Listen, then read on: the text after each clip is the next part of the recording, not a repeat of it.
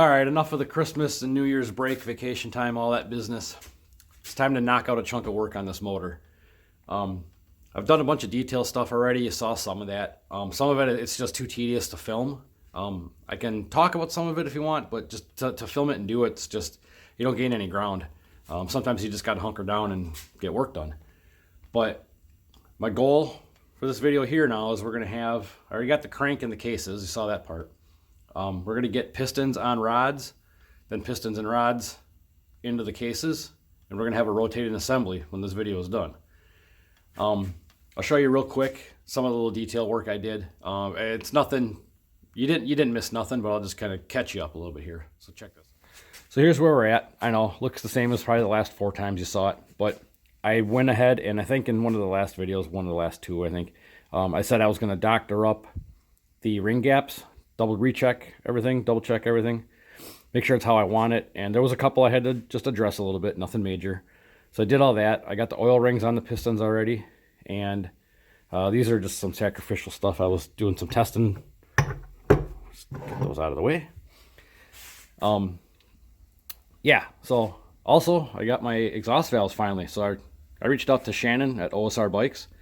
He's helped me a bunch with some stuff in the past, but he's pretty good friends with the guys at Vance and Hines, so he reached out for me, and he got me hooked up with a set of valves pretty quick. So big thanks to him for that. So now I can start getting that all tidied up again.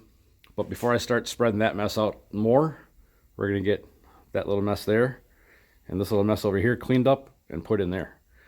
So for now, you're going to watch me put those rods on pistons, rings on pistons, and then we'll be going on dropping them in there. So I got my rod here. First one I'm going to start with. These are numbered 1 through 4, so I just kind of keep track of, what cylinder they came out of. Once things are disassembled, can get kind of unorganized sometimes. But I'm going to put them back in the way they came out, 1 through 4, 1 through 4, and it's just a good idea to always stay organized with what you're doing, and it just helps in the long run. And even to the point of when these rods go in the motor, if you notice, they only say Carrillo on one side. So when I put these in the motor, I'm even going to have the rods all indexed the same way. I always have the Carrillo name. I know this from memory because how I'll put this motor together every time. The Carrillo name on it will always go to the right. Like I said, it's not super critical, that type of stuff, but it's good to get started on a detail-oriented program. If you're going to do this type of stuff, it's good to just always, every step should have some sort of organization to it. But it's enough babbling for now. I talk too much as it is. So now I'm going to get this going here.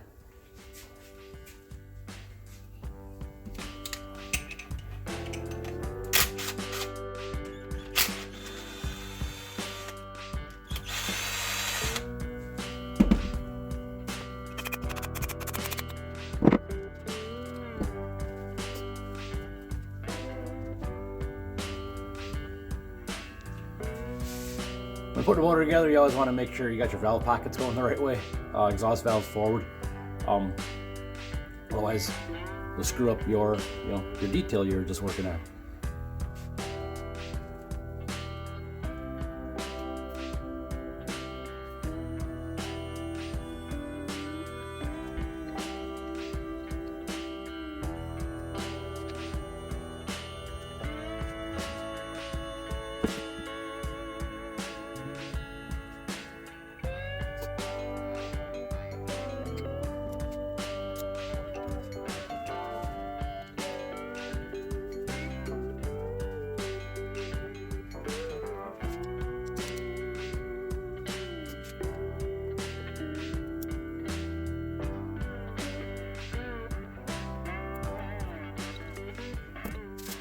So we got our first piston on a rod with the rings ready to go. Here's a little insider trading info for you. Ring gap orientation. People get real picky about this and real nervous about this. The bottom line is it doesn't matter. When you have your oil rings, there's basically 3 gaps that you're working with. You just want to stagger them all so they're not lined up. You'll be fine.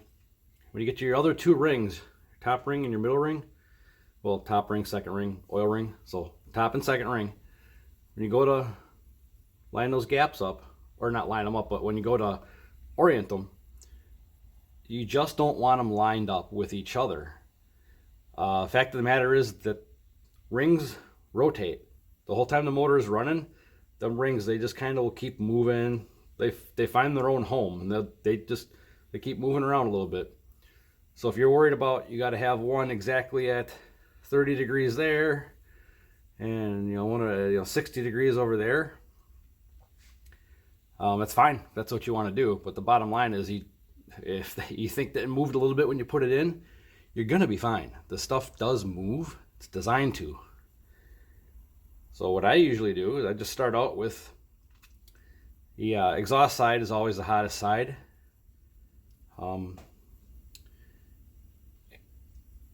in a motor on a bike, it's kind of tipped forward. Your head, everything's kind of tipped forward a little bit. The exhaust side is the front. It's the farthest down. It's also where the hottest part of the motor, or the hottest part of the combustion cycle, is on that side.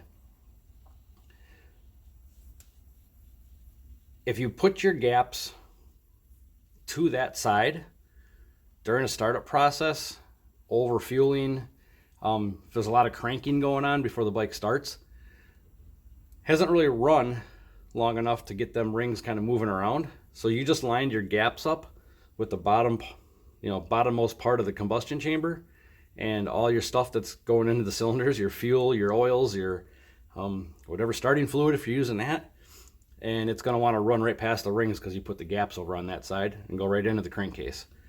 You don't want to do that. So I tend to favor, when I initial assembly, I tend to favor my gaps. Jesus, stuff falling here. I tend to favor my gaps towards the back half of, you got 180 degrees across the middle of the piston, left to right. I tend to favor the ring gaps to the back side. It's just what I do. Hasn't been a problem.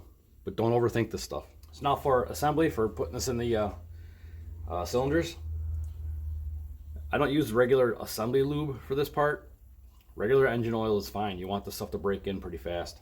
I know I'm using a lot of used stuff here, but just generally speaking, regular engine oil on the rings, skirts, drop it in. That's what the motor's going to run on.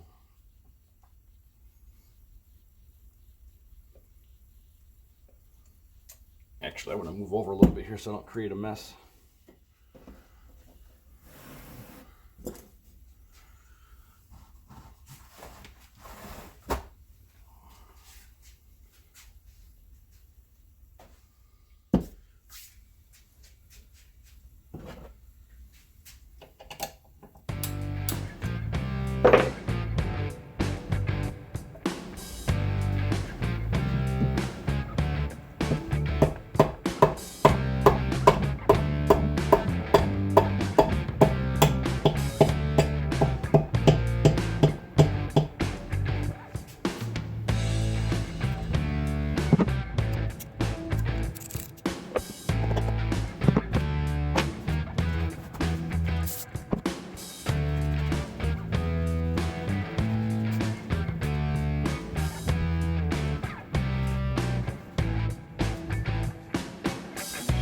So easy peasy. Number one in, 3 more to go.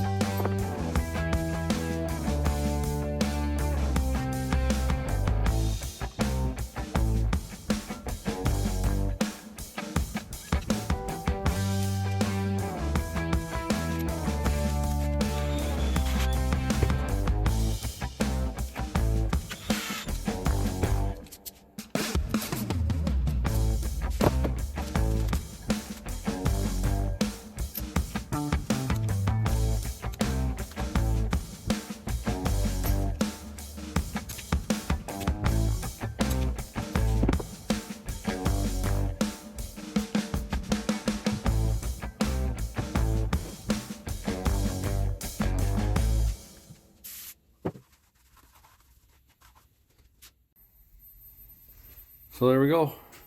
Got a rotating assembly. Turns nice and easy. That's what I want to see. It looks really good too. So that's what I'm going to call it quits, because I'm running out of propane in the heater, and it's getting chilly out here. So for now, that's where that's going to stay. I'll cover that up. And then I truly think that before I dig into finishing up the cylinder head, I think I'm going to go through the trans on the bottom end, and then I can button up those cases and get that like out of the way. Then I got all the fresh space for cylinder head work. So that's my plan for now, I think.